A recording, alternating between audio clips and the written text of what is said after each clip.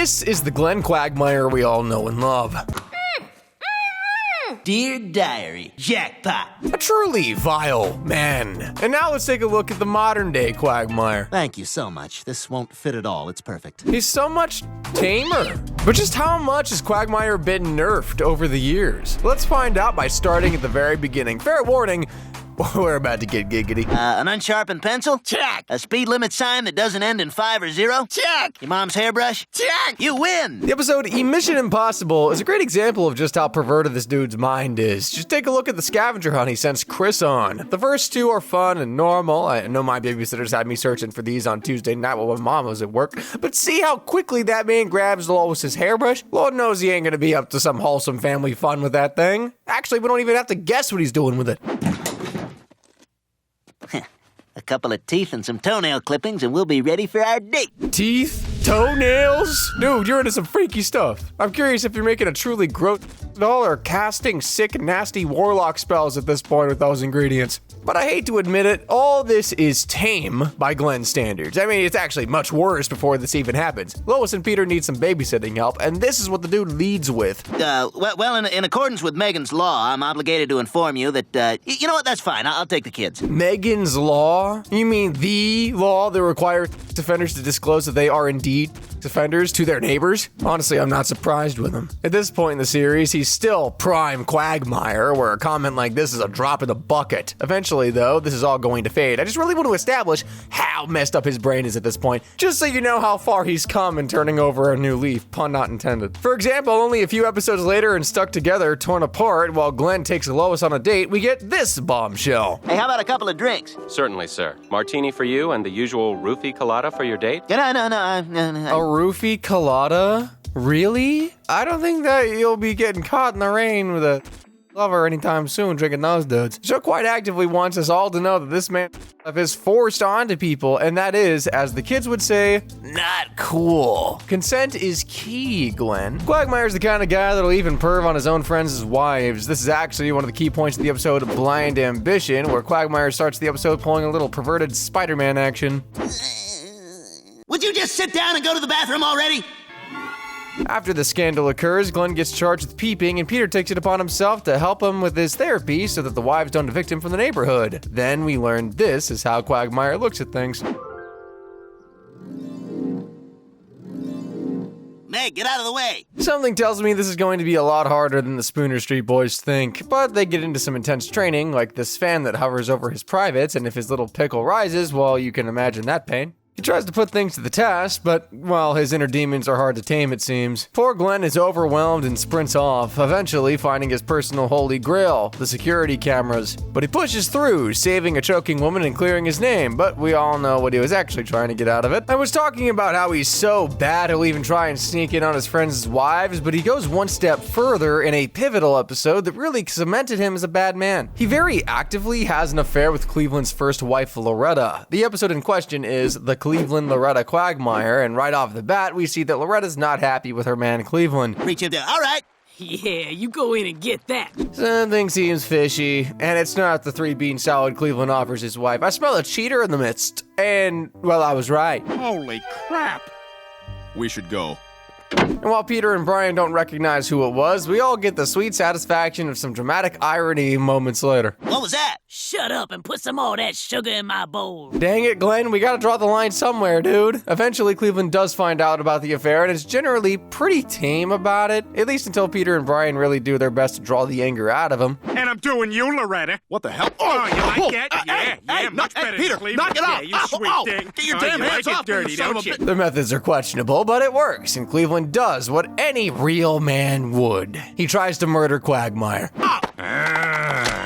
Glenn Quagmire, you're dead! But luckily, old Glenn lives to tell the tale and get his giggity on for many more seasons to come. I think a personal highlight for me is his little store musical he throws on, a beautiful number a man can only do when he truly feels at home. And when she's unconscious, I do stuff to her face. Make 'em laugh, make 'em laugh, make 'em laugh. His capades get so raunchy, the man even gets his own theme song in the episode Breaking Out Is Hard to Do. Who else but Quagmire? He's Quagmire, Quagmire. You never really know what he's gonna do next. He's Quagmire, Quagmire. giggity, giggity, giggity, giggity. Let's have. I couldn't have said it any better myself. At this point in the show, I truly do not know what this man is going to do. He's like the living embodiment of chaos. To be real with you, someone could tell me he had the literal giraffe and I'd believe it. What? Hey! What the hell? You're not the same giraffe from last night. Get out of here! But I'm still not used to it, you know? I'll also say the fact that this bit comes back in a later episode cracks me up, even if it is mildly disturbing. Giraffity! Yeah, see, that's not mine. This right here is hard proof that nobody, scratch that, nothing is safe from Quagmire's wrath. Animals done, inanimate objects laid low, and somehow not even, and I hate that I have to say this, his dead wife. Hey, Death, can you leave that body here for another 5 minutes? Bestiality? Oh, nothing will faze me at this point. Do you know what the frick I've been through? Though when it comes to unraveling the true nature of Quagmire, I want to talk a little bit more about the rest of this episode. I think it's the perfect example to showcase why Glenn does what he does early on in the series, especially when we get down the road covering how he got nerfed. This will be important to remember as this episode shows us who Quagmire was supposed to be when the series started. The episode where Glenn bangs his dead wife is called I Take the Quagmire, and it actually kicks off with Peter winning a maid on Wheel of Fortune. And yes, she does speak English, despite Peter's confident assumption that she's foreign. I actually don't understand how Peter is so lucky. I guess that's what happens when you're the main character and not his 61-year-old buddy who lives down the road. Yeah, I hadn't really mentioned it yet, but Glenn Quagmire is 61. I'm not referring to Herbert. You look phenomenal for your age, dude. What do you do besides college girls? Anyway, getting back to his soon-to-be wife, after Peter is rewarded with Joan, the maid, he proceeds to do anything in his power to make her life more difficult than it really needs to be, and the coup de grace is a watermelon full of crap and, well, tasty, normal watermelon. And there's only one poor soul in the Griffin house ready to handle it. Meg, you're up. This causes poor Joan, the maid, to clean up his mess. I really don't want to call it that, because, like, who in their right mind does something like that? Fecal melon? Really, Peter? Have some dignity, man. But hey, Peter sure as hell isn't in his right mind, so he gets a pass, I guess. Anyways, Joan waltzes into Quagmire. Well, it's easier if I just show you how he reacts to seeing her for the first time. De uniden, hablendeth arweth hal uniden, leth hansed deun Quagmandir. Don't worry, Glenn, this might be the most normal thing you've done yet. I also pretend that I'm Aragorn, the true king, in my mind whenever I see any woman in public. Glenn immediately fantasizes, no pun intended, about Joan, a true beauty in his eyes like no other. Throughout the episode, we see him appear to fall in love with Joan, eventually getting engaged. He even does the unthinkable, denying a lap dance at the strip club. All right, Quagmire, time for your lap dance. No, guys, I can't do that. It's degrading to women. At least Joe had some fun. Oh! Why do you bring me here? Oh, my bad. Forgot that doesn't get you going like the rest of us. And hey, before you said that's a bad joke, Peter said the same thing. Now back to Quagmire and his new wifey, Joan and Quagmire really found something special. And in all honesty, things were going pretty well at first. You see, the guys weren't totally fond of Joan, mostly because Quagmire was so fixated on her that he wouldn't spend enough time with them. So they called this out, and he changes in his behavior. They wanted to make sure their pervy old man was still in there. So Quagmire did what any good partner would. He reasonably expressed these concerns to his wife. So anyway, what I'm trying to tell you is, some of the guys thought we should get a divorce. What? But Needless to say, she did not take one well. Threatening self-harm to coerce your husband is one way to handle things. As expected, this left Quagmire with only one option. This relationship had to go. Luckily, his pals are on his side to get back to his center core freak behavior, and the boys staged his death. That way, Quagmire could get the hell out of Dodge. Plan B, Quagmire. Hi, honey, I'm home. Heart attack. Glenn! I hope that when I'm in need, my friends pull through and help me stage my own death. Mine would probably be for tax evasion, though, not a bad marriage. And for legal reasons, that is a joke! What I'm getting at here is that Quagmire's nature is being a fest. Marriage, not a real option for him. We actually know this is also the case because in the deep lore, it was revealed that Quagmire had a wife who died, and he never recovered from that. And I really want you to let that sink in. His nature is being... Dude, it's in his bones. This'll be important in a bit. He's meant to live it up as a wild bachelor, even when he gets lonely sometimes. Luckily, that's what the old left hand is for, right, Glenn? He's left-handed, right? I'm pretty sure. Go and check my mail over there. You been lifting weights? No. Been there, done that. I'll do that, duo guy. Man, you should see me on Saturdays. Just leaves me a shell of my former self and gets you in a terrible mindscape. It just It's an awful feeling. But yeah, my right arm makes me look like one of those zombies from Left 4 Dead. Except my face is a little more cut. Yeah, like that. This dude's usual taste is a little more questionable than most.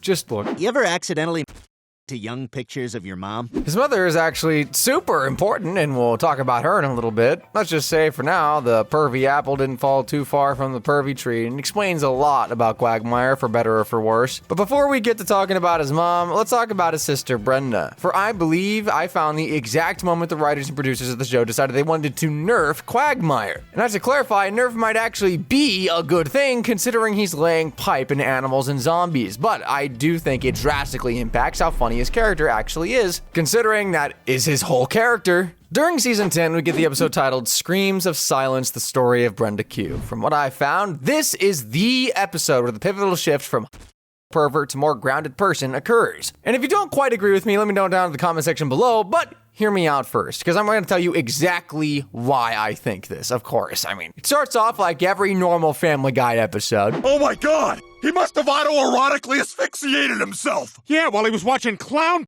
Oh yeah, baby. Oh yeah. Almost there. Almost there.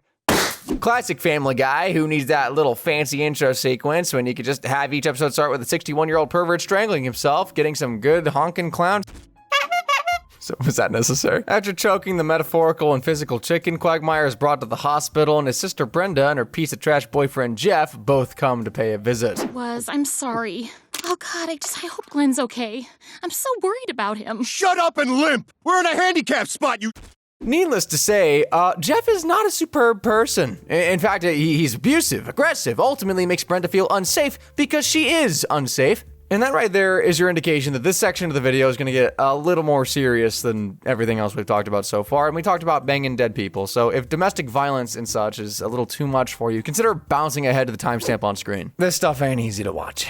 She wakes Glenn up and is quickly dragged away for touching him. Even Peter is quick to call out how overly aggressive the dude is. Oh, Glenn! Oh, thank God you're all right! Hey, you touching my girl? Relax, Jeff. That's your brother. Yeah, that's how it starts. Jeff and Brenda stick around and their domestic arguments keep the neighborhood up. Most importantly, though, it haunts Quagmire, who's unable to fall asleep hearing his little sister be scolded at by this monster of a man. But then I'll be working 100 hours a week. So what? I need money for motor oil and wallet chains.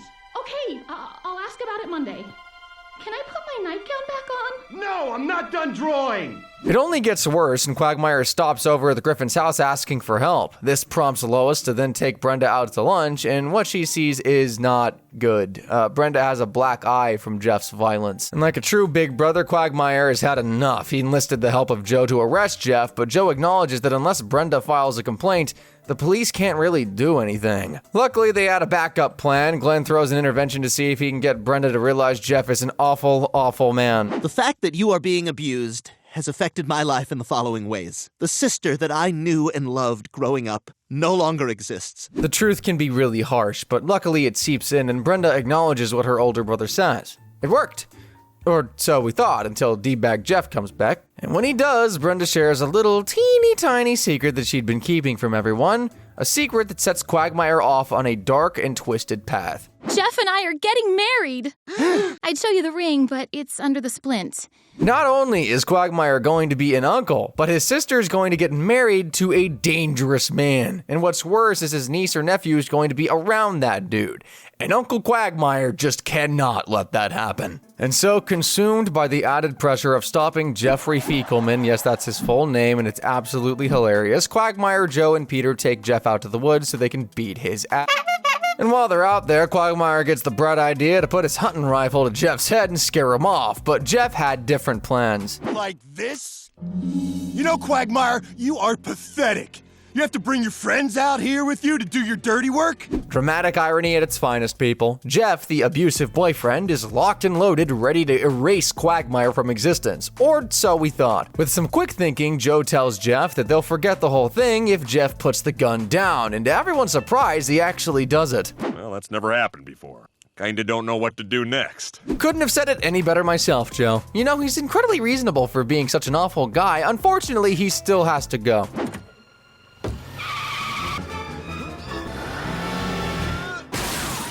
Rest in pieces, Jeffrey Fiegelman, you won't be missed. But golly goober, dude, no wonder the text preview for this episode simply says Quagmire crosses a line. He straight up murders a man in cold blood. Sure, it was for the safety of his sister, but this side of him is something we'd never seen before up to this point. The silly trickster addict becomes a stone cold killer, and after this, the series decides to take him in a completely different direction. And this might not be too surprising, but I actually skipped over something, as it seems the writers kind of want to take him in a different direction already. Remember that giraffe episode from earlier? It's called Barely Legal, and the main focus of that episode is Meg Griffin wanting to land a date to prom. Brian takes her, she gets a little too obsessed with him. Brian last night put him in the trunk of his car and then drive away. What? Chris, why didn't you say anything? I dropped the ball. I'm sorry. Oh, that image is burned into my mind now. Luckily for Brian, Quagmire is on the scene to help him escape. She's a teenager! I've never been more certain about anything in my life. I need him. Meg, I know that's what you think right now, but oh, God, I wish I could make you understand.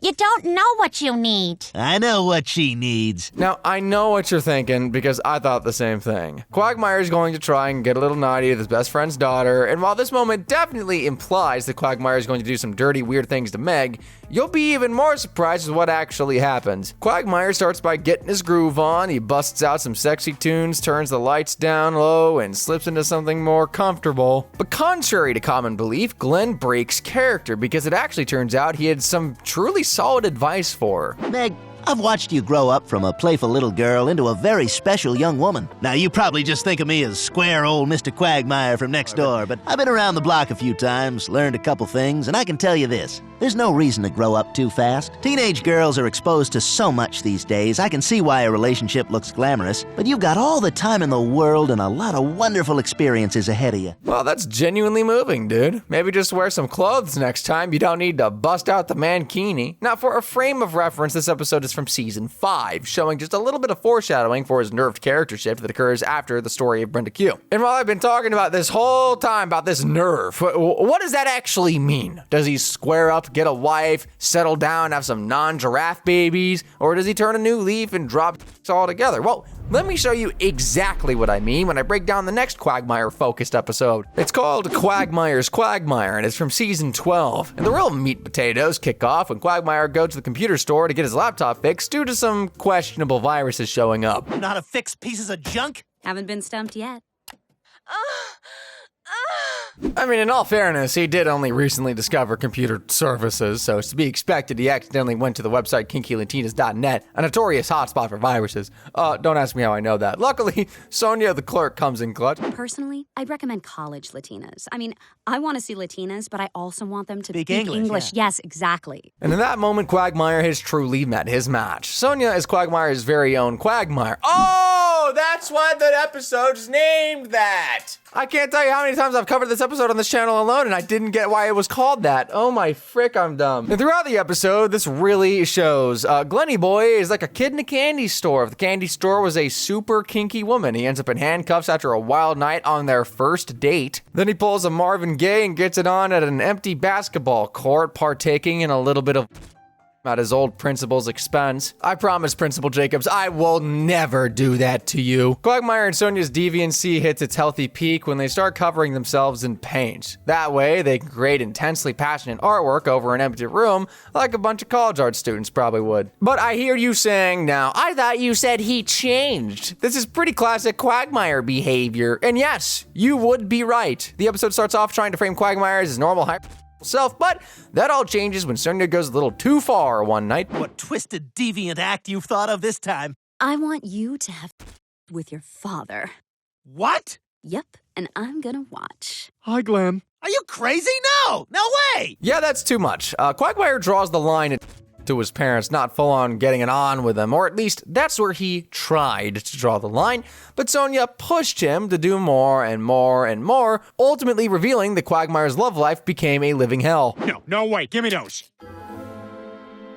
Oh my God! Quagmire, what the hell happened? The poor man has been put through the ringer, and for the first time in his life, it's just not something he wants. Quite frankly, it's the opposite. He's gone full circle, ended up in a domestic violence situation much like his sister. Except this one is fueled by masochistic and sadistic deviancy, which is also what I call the 4th of July 2017. We're not focusing on that right now. We're focusing on Glenn Quagmire's not so wonderful time.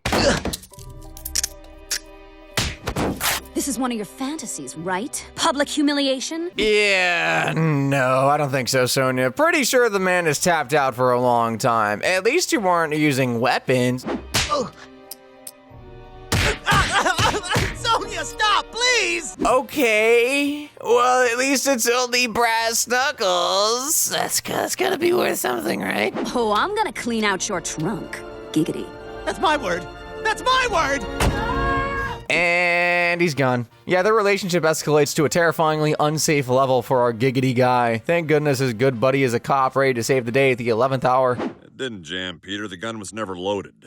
Sort of had a mental breakdown in April. As you can tell, there was a pretty big change up around that season 10 mark. Suddenly, Quagmire's karma seems to be in full bloom. Maybe it's the ghost of Jeffrey Fiekelman haunting him, or maybe it's just changing times, but his story arcs become far more grounded, real, and punishing for his actions. And there's no better episode to really showcase that than season 13's episode, Quagmire's Mom. Quagmire's up to his old antics, shagging college girls in leopard print undies, and all was going well until... I gotta go sit in my den until you leave. Oh, that's okay. I'll just take the school bus. Oh no, please don't say it, Kira. What the hell? You said you were 23! Yeah, and you said you love me. Yeah, both of those things track, but even this little tiny bit of dialogue goes against Quagmire's origins. This is the guy who was on the SO registry reading off Megan's Law in season 3, and now he's terrified of sleeping with high schoolers, which, let me be clear, is a good thing. He should not be wanting to do that. He shouldn't be doing that.